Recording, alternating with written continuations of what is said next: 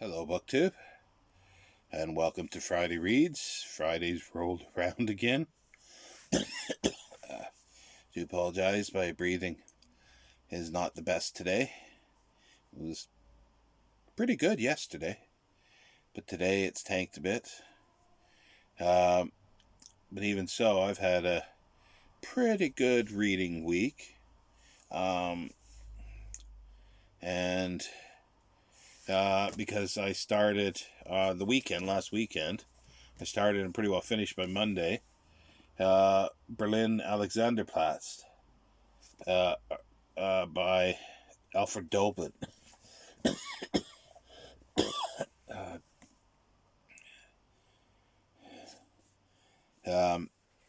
Written in 1929, set about 1927 into 28, I think. This is a Penguin Modern Classics from 2008, I think the translation is. Translated by Michael Hoffman from German. It's a book that I've wanted to read for a while. However, if I probably would have looked up the style of writing, I wouldn't have picked it up now to read. Because it's been compared to James Joyce's Ulysses, so it's sort of stream of consciousness, and it flips from sort of first person to first person, second person, third. Like, it just jumps around, and it's in everybody's heads. And it even comes the first person for beer mugs occasionally, or at least on one occasion. And sparrows, who are apparently dead convicts, murderers. But it's I'll read the back here because this is almost word for word. See if I can find it here in the text.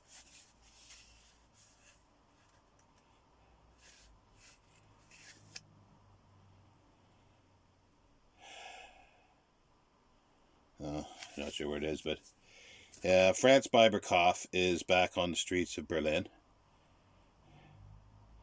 determined to go straight after a stint in prison for doing some stupid stuff. Now, that's just not the blurb on the back. That is used in the text by Doblin. Stupid stuff that he's in prison for. I'll come back to that in a moment. He finds himself thwarted by an external agency that looks an awful lot like fate. Cheated, humiliated, thrown from a moving car, and embroiled in an underworld of pimps, thugs, drunks, and prostitutes. Franz picks himself up over and over again, until one day he is struck a blow which might just prove his downfall. Okay. Like, to me, that sounds interesting. And I sort of knew that it was sort of the, I guess, underbelly of sort of, the daily life of the poor in late or 20s Berlin. And that's what's been sort of interested for me for a long time. And I've wanted to read this. It took a while to get used to the style. About 200 pages in, I guess. It's very, very, I'll use the word schizophrenic, which I'm not using it in the, I'm using it in the popular sense of where it's jumping around, going from one thing to another at the beginning. And then it slows down a little bit. Either that or I actually got used to the style after about 200 pages. But as the author says, he was thrown in. He spent 4 years in prison for stupid stuff, and that's a quote from the text. You find out what that stupid stuff was. He beat his girlfriend, and she died from the injuries. Stupid stuff. Right. Okay. So you're getting sort of a measure of the character here, which sort of was like a bit of a, you know, sort of shock. Not a shock to me, but it was like, oh, okay, this is how he's going, the author. But I'm not sure whether he's saying that it still is stupid stuff, or because this is what the character thinks it is, and this is what sort of society is and would think of it. So I think he's just sort of doing it that way, which is kind of interesting and valid in of itself. But also too, with the regard of fate, on the third day that he's out, he goes to visit the sister of the girlfriend he had beat to death. He rapes her. Fate. Okay.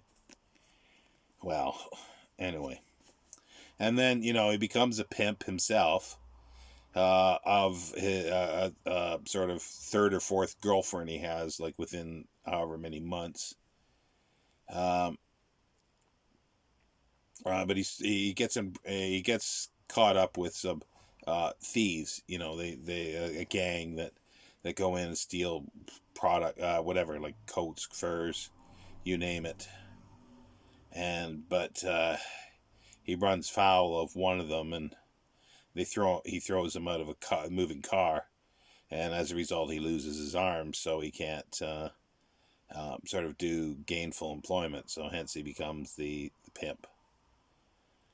But anyway, yeah, it's just I'm not sure if the author. I'm not sure if the author really is doing anything with that, of saying, like, he's saying, but he's not making any really judgment on it. So, but it's clear that the character thinks that he's sort of a good person. But to me, it's like like they're sort of despicable.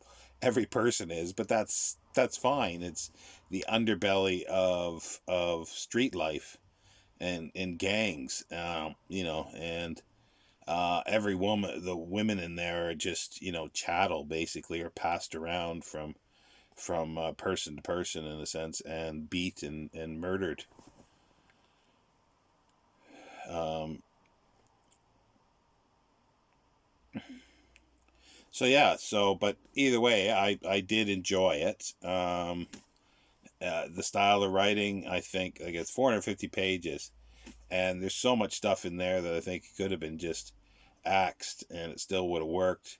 Like, I know he is. I think I know what he's trying to do. He's trying to give a sort of a feel of the atmosphere of the time, with things that are news reports and all sorts of stuff, and little stories of other things. But I don't know.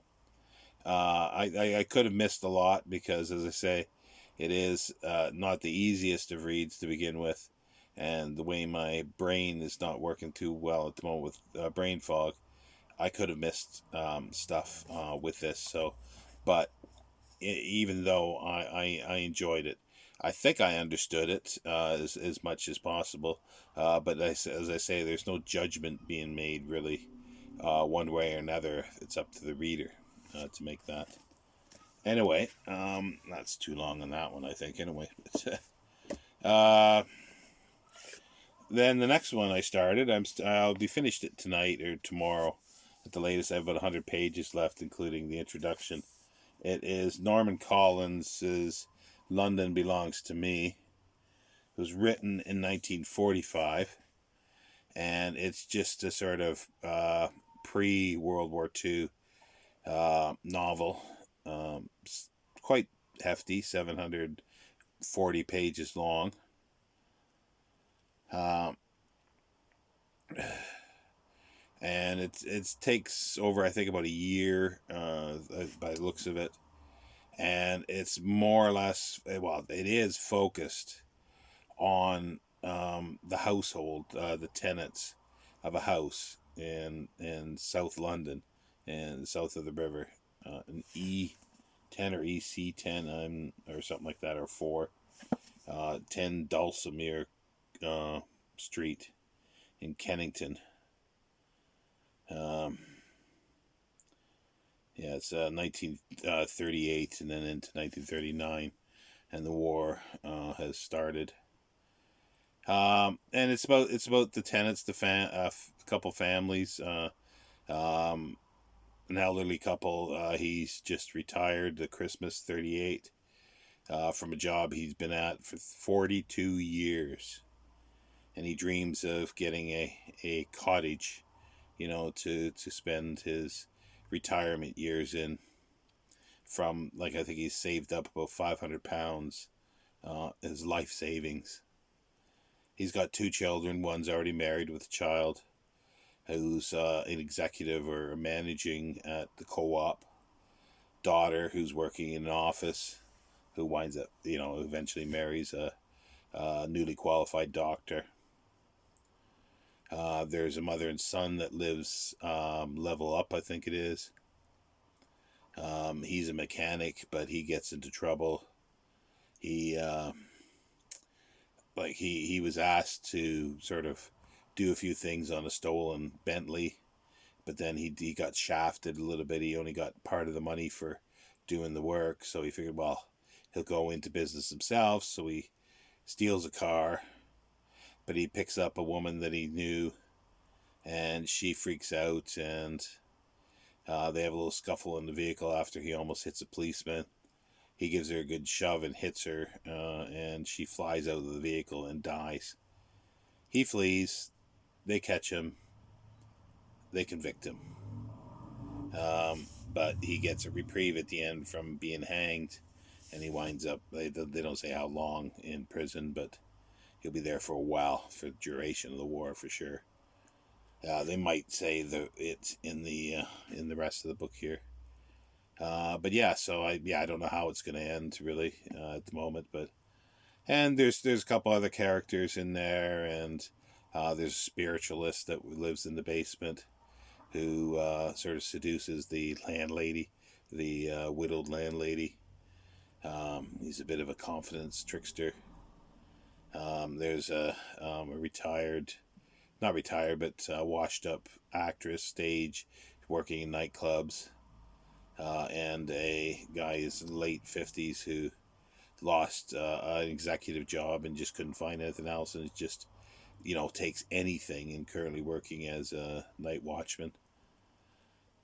So yeah, so it's all from their eyes, their stories, with the backdrop of the war sort of hanging over them, which is interesting, and I've enjoyed it. I was hoping for something a lot bigger, I guess, a lot. I don't know. It just sort of lacks something a little bit. Um, I guess I'm always comparing these kind of things that are sort of supposed to be talking about English society. Always thinking of Strangers and Brothers by C.P. Snow, which to me is the best thing I've read yet. And this doesn't even hold a candle to it. There is a series that possibly is similar, and I've attempted it a couple times, but haven't been able to get through it. It's Anthony Pole's Dance to the Music of Time, a series of, I think, 11 or 12 novels. And I actually just got it yesterday. Is the second movement. It's a University of Chicago Press. It's got the fourth, fifth, and sixth novels as an omnibus. And I just realized that it's a print on demand as well. I sort of thought it might have been, but at least it wasn't made by Amazon, thankfully. But I picked it up. It's the second one, so I still need volume 1, or the first movement, as it says, and the third. And the fourth movement. But I picked this one up because I was looking through for stuff, and I saw it for £2.35. So I snapped it up. I'll have to go to Book Depository for the others. But hopefully maybe in a month or so I can pick up volume 1, or the first movement, and I can begin reading it. But yeah, so we'll see how that works out. So I'll be finishing this off tonight. Um, I'm behind now because I've been concentrating on this. Is the second 40 chapters of Niall's saga, which I'll probably read tomorrow. I should be able to get it done tomorrow. It's about 40, 60 pages, I think. So I should be able to do that. It's a bit of a slower read than others. And then on Sunday, I'll read the third quarter of Brideshead. That'll be easy because I am a bit ahead anyway. So that'll be an easy read on Sunday. After that, I'm not quite sure because by then, by Sunday evening, I'll be free and starting something else. And I might read this book called The Uninvited, which is a ghost story. And it's another film one. And I still got to do my film for Treasure of the Sierra Madre video. But hopefully I'll get to that over the weekend. I do apologize if anybody's been waiting for it. I've just been concentrating on this because the reading's been going well, so I wasn't gonna jinx it by sort of stopping and going on to something else. Before I got made redundant, I don't know if people remember, I was getting a lot of periodicals. I stopped all of them, but there were a few that I had paid for a full year's subscription. One of them is Private Eye. People in the UK here will be familiar with it, I'm sure. Satirical sort of paper for current events, politics, news, that type of thing. And currently, the previous Prime Minister, David Cameron, is in a bit of a pickle at the moment because he's on some big company getting millions of dividends or payments of some sort. He's denying that the amount that it is, but it still sounds like it's millions. And he's used his influence for the company to get loans and possibly grants from the government because of COVID. And then I think the company, I haven't followed, so if I'm wrong on any of this, I do apologize. But the gist of it is I think that the company's out of business now, and he's profited from this. And obviously Prince Philip has died. He was basically 100 years old, so sort of not a big surprise. People are going crazy here about it, but he lived 100 years old, and he extremely privileged, pampered his whole life, so yeah. But he's like, he's standing there with Cameron, and it says Prince Philip arranges a low-key funeral, and there's a bubble from David Cameron that says, "I'll do anything for money." Yeah, that's about right. One of the things I love in here is a little section, very, very small. As you can see, it's right down in the bottom there. It's called Dumb Britain. And it's basically questions and answers from a variety of game shows on British TV. All but one, like I might have listened to one on BBC Radio that's in here, but the others, I see the names, but I don't know, but it's not important. The first one is The Chase, ITV. So it's not BBC. Bradley Walsh, I think, is the presenter. Question is, in 1797, which of the armed forces took part in the Nore Mutiny? And the contestant says, the Air Force. A show called Tipping Point, also ITV. Ben Shepherd, again assuming he's the host. On which ship did the seaman Fletcher Christian famously lead a mutiny in 1789? Contestant's answer is the Titanic. Okay. And on the same show, don't know if it's the same contestant or not, but Ben Shepherd asks, which biblical character did the dance of the seven veils before Herod II? Contestant's answer is Jesus. I bet you haven't seen that in your history books or your biblical history. Jesus doing a strip tease for Herod. Yep. Counterpoint.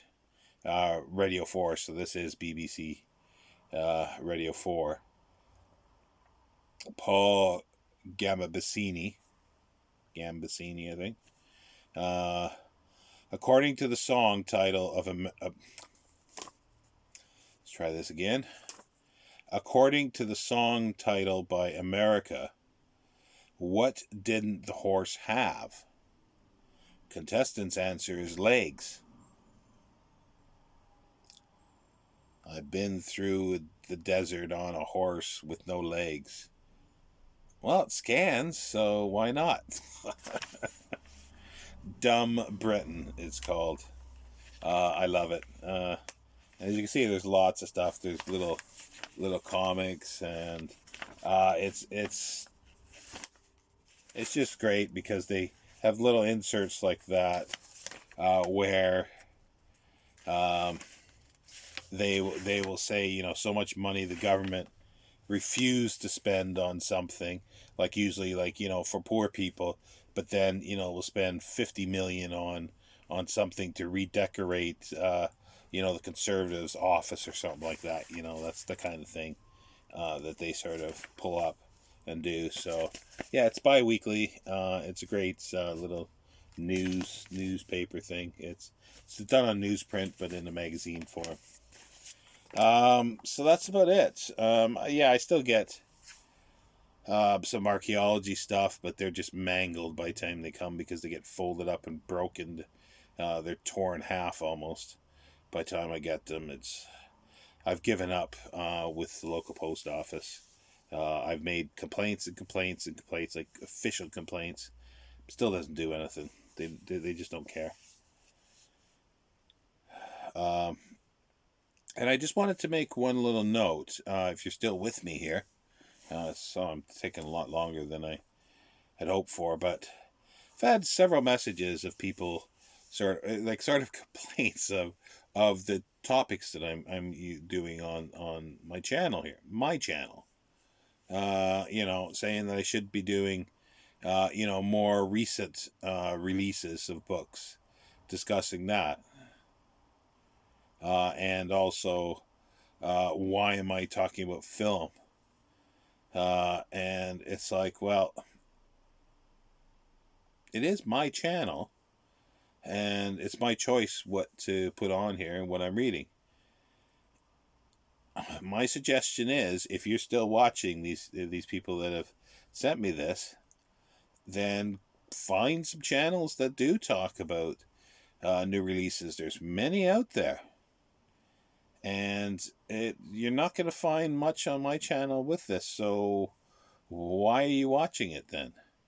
I'm not here to, get, everyone and, everything, and just, it's sort of catering to myself to a certain extent. Like, I guess you could say that's selfish, but it's like, it's my reading life in a sense, and my books, and it's my interest, and I'm hoping that there are people out there that have similar interests, and we can discuss them. So, and there are a few, and I do appreciate, the comments, and so, still leave the comments. But if it's something that you want to suggest, a book or something, yeah, feel free to suggest. But to say I shouldn't be doing this and I should be doing that, I basically say, go find someone else that does that, what you want. You'll be happier, because you're not going to get it from me generally, so at least not following, what you want specifically, so anyway, that's my little rant of things. Uh, and I hope everybody has a good reading weekend or reading week. As I say, I'm not 100% sure what I'm going to read after, because after the weekend I'll be sort of free again for book wise, and I might do. I got that The Uninvited, which is a ghost story for another film. So I might do that one because I want to watch the film. So again, so before I do that, I have to read the book. So that's most likely what I'll be doing. And anything else like that won't take me the whole week, I don't think. Uh, but hopefully I'll have a few other things to talk about next week. Take care, BookTube.